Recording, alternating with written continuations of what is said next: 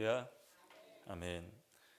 남자아이와 여자아이가 엄마 아빠 놀이를 하다가 남자아이가 여자아이에게 이렇게 말을 했다고 합니다. 순이야, 우리가 이 다음에 크면 진짜 결혼하자. 그랬더니 순이가 펄쩍 뛰면서 바보, 그건 절대로 안 되는 거야.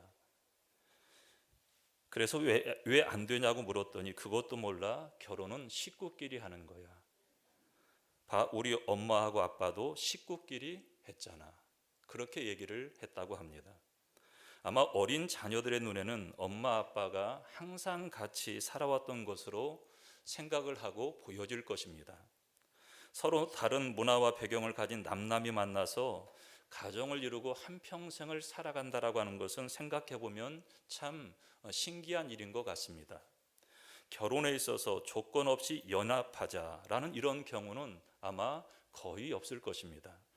조건은 있을 수밖에 없습니다. 결혼의 조건은 항상 존재하기 마련입니다. 사랑하는 성도 여러분, 우리가 그리스도인으로서 결혼할 때 그 조건이 얼마나 성서적이냐, 성경적이냐, 하나님의 마음에 합당하느냐 하는 것은 매우 중요한 문제라고 생각을 합니다.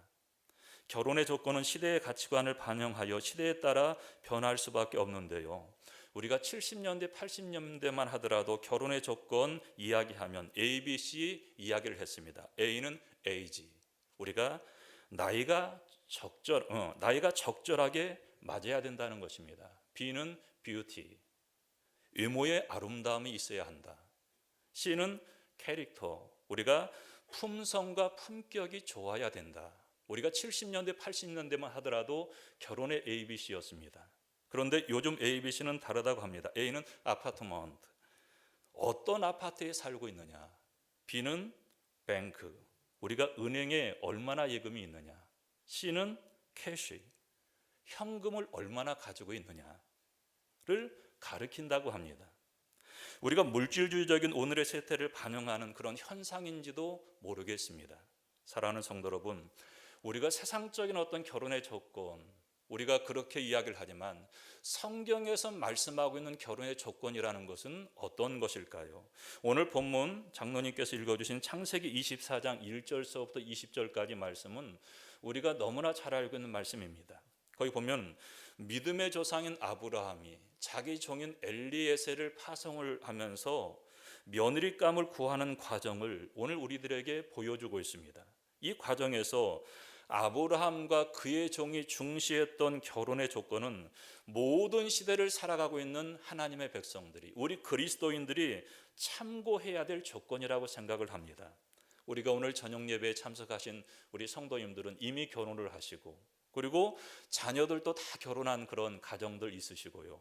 그리고 이제는 조금만 있으면 손주들이 결혼할 나이가 되는 우리 이복순 권사님만 하시더라도 90 되신 우리 이제 연세가 있으신 우리 이제 성도님들이신데요, 오늘 이 말씀이 나와는 상관이 없는 그런 말씀이라고 우리가 생각하실지 모르겠지만은요, 우리 자녀들이 그리고 손주들이 이런 배우자를 만나서 믿음의 가정을 이루고, 오늘 우리들에게 뿌려졌던 그런 믿음의 씨앗들이 자녀들을 통해서 믿음의 대가 잘 이어져 가고 믿음의 가정을 또한 이루어야 되고, 그것을 위해서 기도해야 될 사명이 있고, 또한 오늘 우리의 가정이 건강한 가정이 되어야 되기 때문에 오늘 이 말씀은 우리하고도 관계된 말씀이라고 생각을 합니다. 사랑하는 성도 여러분, 결혼의 조건은 우리가 가정을 건강하게 만들어 가는 데 있어서도 관심을 가져야 될 행복의 조건이라고 할 수 있습니다. 결혼의 조건 혹은 건강한 가정의 조건은 무엇일까요? 오늘 본문은 창세기 24장 말씀을 통해서 우리가 그 대답을 찾아볼 수 있습니다. 오늘 본문에서는 세 가지 조건을 말씀하고 있는데, 첫 번째는 영적인 조건이 있다. 두 번째는 도덕적인 조건도 있어야 된다. 세 번째는 관계적 조건이 있어야 된다라고 말씀을 하고 있습니다. 첫째로 그리스도인들이 고려해야 할 결혼의 영적인 조건은 우리 모두가 피차에 하나님의 사람이어야 한다는 사실입니다. 아브라함이 자기 종 엘리에셀에게 며느리 선택의 가장 중요한 임무를 맡기면서요, 하나님 앞에 서약을 하고 이렇게 말합니다. 이것이 오늘 본문 창세기 24장 3절 4절 말씀입니다. 우리 두 절 말씀을 함께 봉독하겠습니다. 시작. 내가 너에게 하늘의 하나님 땅의 하나님이신 여호와를 가리켜 맹세하게 하노니 너는 내가 거주하는 이 지방 가나안 족속의 딸 중에서 내 아들을 위하여 아내를 택하지 말고 내 고향 내 족속에게로 가서 내 아들 이삭을 위하여 아내를 택하라. 아멘. 이방인 이방 땅 가나안 족속 가운데서 신부감을 선택하지 말고 내 고향 내 족속에게로 가서 택하라. 그런데 하늘의 하나님을 걸고 맹세를 하게 한 다음 아주 신중하게 아브라함이 부탁을 하고 있습니다. 2절 마지막 부분에 보면 아브라함이 자기 종 엘리에셀에게 자기의 환도뼈 밑에 손을 놓고 약속하라고 말을 합니다. 환도뼈나 허리 부분에 손을 놓고 약속한다라고 하는 것은 그곳은 생명을 낳는 부분이기 때문에 생명을 걸고 약속하라는 그런 의미입니다. 그런데 어떤 약속을 하라는 것입니까? 가나안 족속 중에서 신부감을 선택하지 말고 내 백성 가운데 선택하라고 그 말씀하고 있습니다. 이거는 단순히 혈통을 보존하기 위해서였을까요?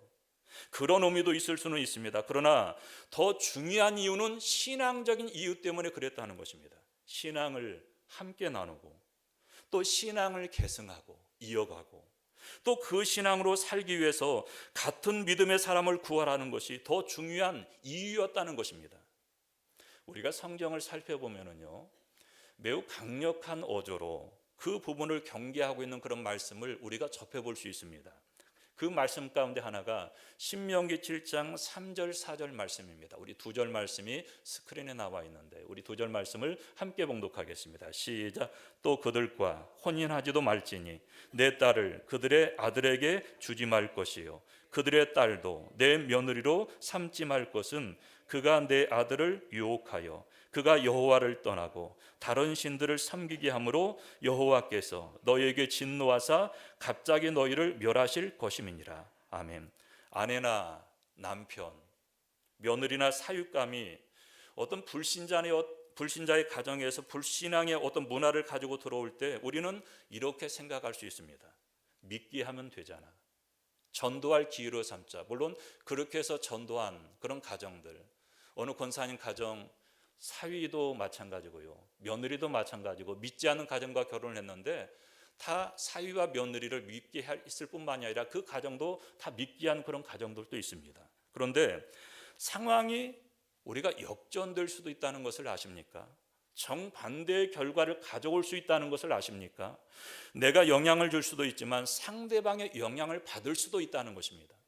불신앙의 영향을 받아서 하나님을 떠나서 오늘 신명기 7장 3절 4절 말씀처럼 우리가 우상신을 섬길 수도 있기 때문에 성경이 이것을 매우 단호한 어조로 경계하고 있는 것을 우리가 보게 됩니다. 딸의 결혼을 앞두고 있는 어느 교회 권사님이 그 교회 목사님에게 이렇게 말씀을 하셨다고 합니다. 목사님, 저희 사위될 사람이 인물도 좋고요, 그리고 또한 성품도 그만하면 좋고요, 학력도 직장도 경제력도 다 갖추었습니다. 목사님 다 갖추었습니다. 그런데 한 가지 아쉬운 점이 있다면 예수를 안 믿는 겁니다. 예수님을 안 믿는 것이 한 가지 아쉬운 점이라는 것입니다. 그 이야기를 들었을 때 그 권사님에게 있어서, 오늘 우리들에게 있어서 신앙은 무엇을 의미하는 것일까라는 생각이 들더라는 것입니다. 사랑하는 성도 여러분, 신앙이라고 하는 것은 삶의 다양한 그런 부분 가운데 그저 한 부분에 그친다라고 한다면 우리는 좀 달라도 괜찮습니다. 그러나 신앙은 우리 삶의 모든 영역에 영향을 끼치는 매우 중요한 것입니다. 우리가 다 알다시피 신앙은 취미가 아닙니다. 신앙은 가치관이고 세계관입니다. 신앙을 통해서 우리들의 삶이 만들어지고 인생의 중요한 결정이 신앙을 통해서 이루어집니다. 우리가 신앙이 다르다라고 하는 것은 모든 것이 다르다는 의미일 수 있습니다. 어느 목사님에게 다른 종교를 믿는 남편과 결혼한 어느 자매가 이렇게 말했다고 합니다. 목사님, 우리는 종교는 달라도 너무나 행복해요. 그런데 그 행복이 진정한 행복일까요? 어떤 피상적인 그런 어떤 잠시 잠깐의 행복은 아닐까요? 시간이 조금 지난 다음에 그 목사님이 그 자매와 상담을 하면서 자매님, 사실은 힘드시죠? 라고 물으니까 갑자기 그 자매가 울먹이면서 눈물을 흘리면서 목사님, 사실은 너무너무 힘듭니다. 라고 그렇게 이야기를 하더라는 것입니다. 결혼의 목적은 전도가 아닙니다. 우리가 전도하기 위해서 결혼하시면 안 됩니다. 결혼은 함께하는 것입니다. 삶을 함께 나누는 것입니다. 그렇다면 신앙의 일치는 부부의 행복을 위한 필수 덕목이라고 이야기할 수 있는데요. 그래서 사도 바울은 고린도 후서 6장 4절에서 너희는 믿지 않는 자와 멍에를 함께 지지 말라라고 말씀을 하고 있습니다. 부부가 나란히 안 믿다가 이제 남편이, 아내가 먼저 믿는 경우들이 있지 않습니까? 그런 경우들이 있는데, 그런데 그런 경우에 가장 중요한 그런 기도의 제목이 먼저 믿은 남편의 경우, 아내의 경우, 기도의 우선순위가 배우자가, 사랑하는 남편이, 아내가 빨리 예수 믿고 신앙을 공유하고 온 가족이 하나님을 찬양하는 것, 이것이 최우선적인 기도 제목이 되는 것이 아니겠습니까? 제가 그 화요일 날 아침 기도를 마치고 주로 오전에는 이제 결석하신 권사님들 이제 전화로 신방을 조금 이제 하는 편인데요. 이번 주 중에 어저께 오전에 몇 주 빠지신 권사님이 계셔서 이제 전화를 드리니까 손녀 결혼식이 있으셔서 이제 지방에 내려가셨다고 말씀을 하시더라고요. 그래서 손녀 이제 결혼식 마치고 이제 올라오신다고 말씀을 하시던데요. 그 손녀가 간호사인데 손녀 사유가 이제 그 의사여가지고 이제 그 손녀 사유를 의사를 본 거죠. 그런데 말씀하시기를 그 의사를 봤다는 그것 때문에 그런 것이 아니라 그 가정이 신실한 믿음의 가정이라고, 시어머니 동생이 목회자이고 그래서 신실한 믿음의 가정이고, 그래서 목사님의 그런 주례 아래 하나님의 은혜 가운데에 그래서 결혼식을 잘 마쳤다고, 그래서 이제 또 이제 신혼여행 이제 갔다가 돌아오는 것을 보기 위해서 기다렸다가 올라오신다라고 말씀을 하시던데요. 그 잠깐 한 5분 정도를 통화하는데 하나님의 은혜가 너무나 감사하다고 한 10번 이상을 말씀을 하시는 겁니다. 사랑하는 성도 여러분, 그리스도인들이 가정의 행복을 추구하는데 가장 중요한 영적 조건은 배우자가 하나님의 사람이어야 한다는 것입니다. 그래서 오늘 아브라함은 자기 며느리감을 신앙의 사람 가운데 찾았습니다. 둘째로, 우리가 결혼해서 반드시 고려해야 할 조건 중에 하나는 도덕적인 조건입니다. 이것은 오늘 우리 시대에 흔히 간과되기 쉬운 조건인데, 우리의 배우자는 도덕적으로 건강한 사람이 되어야 된다는 것입니다. 사람은 모두 죄인입니다. 우리가 로마서 3장에도 나와 있지만 오늘 이 땅의 모든 사람들이 다 죄인입니다. 허물이 있습니다. 그러나 중요한 것은 그 죄를 사함받고 그 죄에서 빠져나와서 건강을 회복한 징후가 분명히 있는가 하는 점입니다. 성경적인 표현을 빌리면 회개에 합당한 열매를 맺고 있는가라는 것을 확인해야 됩니다. 회개했습니다. 이 말만 가지고는 안 된다는 것입니다. 오늘 우리가 살고 있는 세상은 우리가 알다시피 우리가 한 주간에 살아가면서도 매스컴을 통해서 일어난 그런 사건과 사고를 통해서 우리가 듣는 그 순간 어떤 생각이 듭니까? 도덕적인 그런 가치가 포기되고 있는 그런 세상이 아닌가라는 생각이 듭니다. 그러나 역설적인 사실은 우리 시대가 도덕적으로 왜곡되고 타락하고 탈선되어 있음에도 불구하고 사람들은 아직도 도덕적인 가치에 목말라 하고 있다는 사실입니다. 오늘 본문 말씀을 보면은 우리는 아브라함이 자기 며느리감을 구하면서 그 점을 간과하지 않았던 것을 우리가 볼 수 있는데요. 오늘 본문 우리 16절 말씀을 우리 함께 한 목소리 봉독하겠습니다. 시작. 그 소녀는 보기에 심히 아리답고 지금까지 남자가 가까이 하지 아니한 처녀더라. 그가 우물을 내려가서 물을 그 물동이에 채워가지고 올라오는지라. 아멘. 여기 보니까 보기에 아리따웠다. 결혼의 조건에서 간과할 수 없는 그런 것이기도 하죠. 그러나 그것만 보지 않고 무엇을 보았습니까? 지금까지 남자가 가까이 하지 아니한 처녀더라.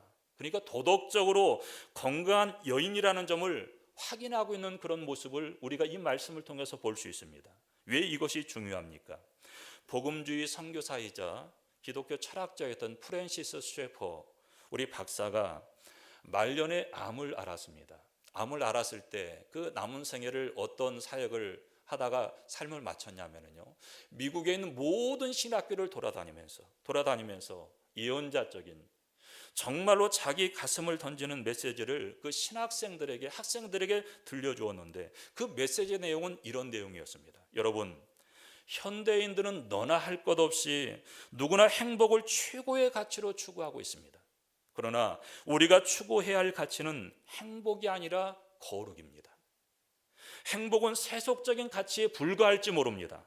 그리스도인들이 정말로 추구해야 할 가장 중요한 가치가 있다면 그거는 거룩입니다.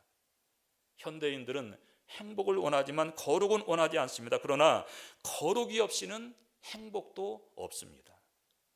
사랑하는 성도 여러분, 진실로 거룩은 하나님의 가정을 만드는 가장 중요한 조건이라는 것입니다. 우리 주변의 가정들을 우리가 살펴보면요, 우리가 세상에서 일어나는 그런 그 가정들의 모습들을 보면은 얼마나 많은 가정들이 거룩함을 잃어버린 남편의 간음죄 때문에, 거룩함을 잃어버린 아내의 죄 때문에 깨어지고 자녀들이 방황하고 고통을 당하고 있습니까? 거룩과 행복이 관계가 없다라고 생각을 하십니까? 거룩이 없이는 행복도 없다는 것입니다. 우리가 마태복음 5장서부터 7장까지 산상수훈의 말씀이라고 우리가 이야기를 하는데요. 그런데 마태복음 5장 산상수훈을 펴보면 팔복의 말씀으로 시작하고 있지 않습니까? 팔복은 처음에 어떤 복으로 시작을 합니까? 심령이 가난한 자는 복이 있나니, 애통하는 자는 복이 있나니, 온유한 자는 복이 있나니, 의에 줄이고 목마른 자는 복이 있나니, 또한 다섯 번째는 긍휼히 여기는 자는 복이 있나니, 여섯 번째는 마음이 청결한 자는 복이 있나니, 일곱 번째가 화평하게 하는 자는 복이 있나니. 사랑하는 성도 여러분, 오늘 우리는 가정의 화목을 원합니다. 그렇죠. 가정이 화목하기를 원하지 않는 그런 또한 사람들이 어디 있겠습니까? 부부의 화평을 원합니다. 그러나 여러분, 화평하게 하는 자에게 앞서서 무엇을 먼저 강조를 하고 있냐면요, 마음의 청결함입니다. 마음이 청결한 자는 복이 있나니, 그 다음에 화평하게 하는 자는 복이 있나니. 저는 이 팔복의 순서가 우리가 단계적으로 추구해야 될, 또 하나가 없이는 그 다음 단계가 결코 이루어질 수 없는 연계성을 갖고 있다고 생각을 하는데요, 부부의 화평은 깨끗함 없이는 이루어지지 않는다는 것입니다. 죄가 있을 때 이 관계는 무너지는 것입니다. 거룩하지 않고 아는데 어떻게 부부 사이에 진정한 화목을 우리가 기대할 수 있겠습니까? 먼저 회개해야 됩니다. 깨끗해야 됩니다. 그렇다면 그의 삶 속에 진지한 회개 열매가 있어야 된다는 것입니다. 거룩함이 없이는 행복도 없습니다. 성경은 도덕적인 조건이 여전히 건강한 결혼, 건강한 가정을 이룸에 있어서 아직도 중요하다라고 말씀을 하고 있습니다. 사랑하는 성도 여러분, 오늘 여러분과 저의 가정은 얼마나 이 도덕적인 수준과 조건을 하나님의 안목에서 만족시키는 그런 삶을 살아가고 있습니까? 우리가 결혼해서 반드시 고려해야 될 조건 중에 하나는 도덕적인 조건입니다. 세 번째, 결혼의 중요한 조건은 관계적인 조건입니다. 부부 사이에 추구해야 될 그런 삶의 요소 중 하나는 우리가 사랑으로 섬길 줄 알아야 된다는 것입니다. 우리 부부는 정말로 사랑함으로 피차에 섬길 수 있는가? 사랑한다면 섬기도록 되어 있습니다. 우리가 사랑이라고 하는 것은, 진정한 사랑이라고 하는 것은 섬기는 것이 아니겠습니까? 오늘을 살아가는 젊은이들이나 옛 시대의 연인들에게 변함없이 그 가장 보편적인 결혼의 조건 중에 하나는 사랑일 것입니다. 그렇죠, 사랑이죠.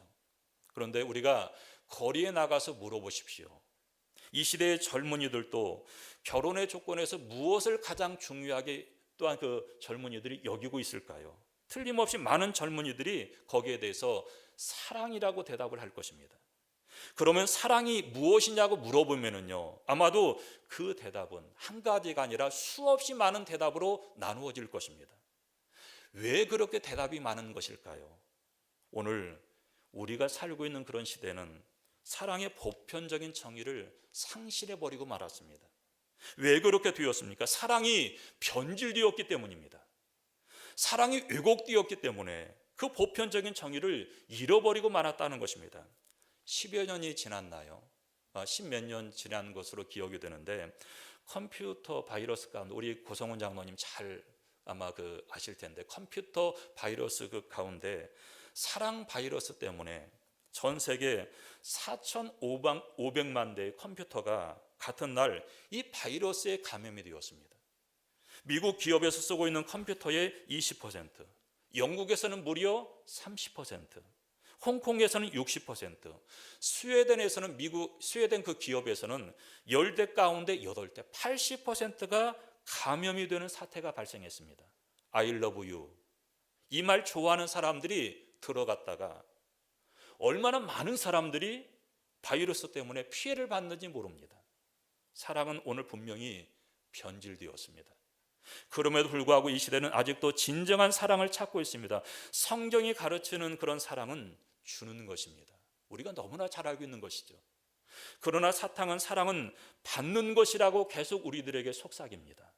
성경은 사랑은 섬기는 것이라고 가르쳐주고 있습니다. 그러나 마귀는 사랑이 지배하는 것이라고, 조종하는 것이라고 우리에게 속여 가르쳐 왔습니다. 그러기 때문에 사랑은 우리가 실험되어야 됩니다. 오늘 본문 말씀 보면은요, 창세기 24장에 보면은 아브라함의 종이 신부감을 테스트를 하고 있는데요, 저는 이 테스트의 본질이 바로 사랑의 테스트가 아니었는가라는 생각을 하게 되는데요, 오늘 본문 17절 말씀입니다. 우리 17절 말씀을 함께 봉독하겠습니다. 시작. 종이 마주 달려가서 이르되 청하건대 내 물동이의 물을 내게 조금 마시게 하라. 물을 좀 달라고 했습니다. 그렇더니 리브가가 종에게 물을 주었을 뿐만이 아니라 그가 데리고 있던 그런 낙타, 짐승에게까지 물을 주는 그런 세심함, 그런 섬김의 모습을 보여주고 있는 것을 우리가 보게 됩니다. 사랑하는 성도 여러분, 이 여인은 섬길 수 있는 준비, 상대방의 필요를 공급할 수 있는 준비가 되어 있었던 것을 우리가 17절 말씀을 통해서 보게 됩니다. 이것이 사랑의 본질입니다. 사랑장인 고린도전서 13장 5절 말씀 보면은 사랑은 자기의 유익을 구하지 아니하며 라고 말씀하고 있습니다. 그러면 누구의 유익을 구하는 것입니까? 상대방의 유익을 구하는 것이 사랑입니다. 정말로 사랑한다라고 한다면 상대방의 유익을 추구하는 것, 그것이 바로 사랑의 본질인 것입니다. 한 절의 성경이라고 우리가 이야기할 수 있는 요한복음 3장 16절 말씀, 하나님의 세상을 이처럼 사랑하사 독생자를 주셨으니, 하나님이 왜 위아들 독생자 예수 그리스도를 이 땅에 우리들 가운데 보내주셨습니까? 우리를 죄 가운데에서 구원해 주시기 위함이 아닙니까? 하나님이 가장 소중히 여기셨던 위아들 예수 그리스도까지 희생하며 내어주신 사랑, 이것이 아가페 사랑의 본질이 아닙니까? 사랑하는 성도 여러분, 이 사랑을 우리는 테스트해 봐야 됩니다. 상대방이 정말 이렇게 사랑할 수 있는, 이렇게 섬길 수 있는가를 말입니다. 이것 없이 어떻게 부부가 한평생 인생의 폭풍과 우리가 경랑을 뚫고 살아간다라고 하는 것은 쉬운 일이 아닙니다. 일전에 제가 미국의 기독교 잡지에서 아주 짤막한 에세이를 읽은 적이 있습니다. 거기 제목이 아이스크림이 되찾아주는 행복이라는 그런 제목인데요, 제가 짧은 에세이였는데 그 글을 읽고 제가 적지 않은 감동을 받은 적이 있습니다. 서로 사랑하는 크리스찬 부부가 있습니다. 그렇게 그 부부가 50대였던가요? 50대 그 부부가 있었는데, 근데 아내가 그 50대에 그만 치매에 걸리고 말았습니다. 그래서 그 아내는 병원에 입원을 하게 되었습니다. 그런데 남편이 병원에 가도 그 아내가 남편을 알아보지를 못하는 것입니다. 자식들도 알아보지를 못합니다. 자식들을 알아보지 못하니까 이 자식들이 엄마를 찾아갈 의욕을 점점 이루어져 갑니다. 그래서 이제 자식들의 발걸음이 뜸하게 됩니다. 그러나 남편은 직장을 마치게 되면, 직장이 끝나면 하루도 빠짐없이 꽃을 들고, 그리고 아내가 평상시 좋아했던 아이스크림을 사가지고 아내의 병실을 매일매일 찾아갔습니다. 그리고 하나님 앞에 이 남편은 이렇게 기도를 합니다. 하나님, 한 번만이라도 좋습니다. 단 한 번만이라도 아내가 나를 알아봤으면 좋겠습니다. 그리고 나를 여보라고 불렀으면 좋겠습니다. 그런데 반응이 없습니다. 남편이 아이스크림을 주고 같이 이야기를 하다가 꼭 물어봅니다. 내가 누구요? 그러면 아내는 아이스크림을 갖다 주는 좋은 아저씨지요. 그렇게 이야기를 합니다. 그러니까 얼마나 안타깝습니까? 마침내 남편이 이런 기도를 시작을 합니다. 하나님, 아내가 나를 몰라봐도 괜찮습니다. 한 번만이라도 나를 사랑한다라는 말을 들어봤으면 좋겠습니다. 그러던 어느 날 남편이 변함없이 장미꽃을 사가지고 그리고 아이스크림을 사들고 찾아갔습니다. 한참 대화를 나누다가 남편이 묻습니다. 내가 누구요? 그런데 그날따라 뜻밖에도 이 아내가 대답하기를 당신은 나의 새로운 사랑이에요 라고 그렇게 대답을 했습니다. 남편은 눈물을 흘리면서 또 이렇게 말했다고 합니다. 나에게도 당신은 새로운 사랑이에요. 이 에세이는 이런 말로 끝이 나게 되는데요. 나는 오늘 또 아이스크림을 들고 나의 새로운 사랑을 찾아간다 라는 그런 글로 에세이가 마치게 됩니다. 사랑하는 성도 여러분, 평소에 이런 사랑이 없을 때 우리의 인생에서 부딪힐 수 있는 그 많은 위기와 경난과 폭풍우를 우리가 어떻게 헤쳐나갈 수가 있을까요? 우리는 사랑으로 서로 섬길 수 있는가를 확인해 봐야 됩니다. 이 여러 조건 위에 더 중요한 하나를 덧붙인다라고 하는 그거는 우리의 만남 속에 하나님의 인도하심이 있었는가 하는 것입니다. 그리고 우리의 부부관계 속에 지금도 하나님의 인도하심이 있는가 하는 것입니다. 아브라함과 그의 종은 엘리에셀은 오늘 우리가 창세기 24장 말씀을 통해서 보니까 기도하면서 이 일을 시작을 했습니다. 그렇죠. 며느리감을 구하는 데 있어서. 그리고 마침내 기도의 응답으로 이삭의 신부감인 리브가를 만나게 되었고, 우리가 잘 알다시피 이삭은 리브가와 또한 결혼을 하게 되고 믿음의 가정을 이루게 됩니다. 그래서 아브라함에게 뿌려졌던 믿음의 씨앗이 믿음의 대를 이어가고 믿음의 나무들로 이렇게 성장해 가는 것을 우리가 창세기 24장, 25, 26장 말씀을 통해서 우리가 보게 됩니다.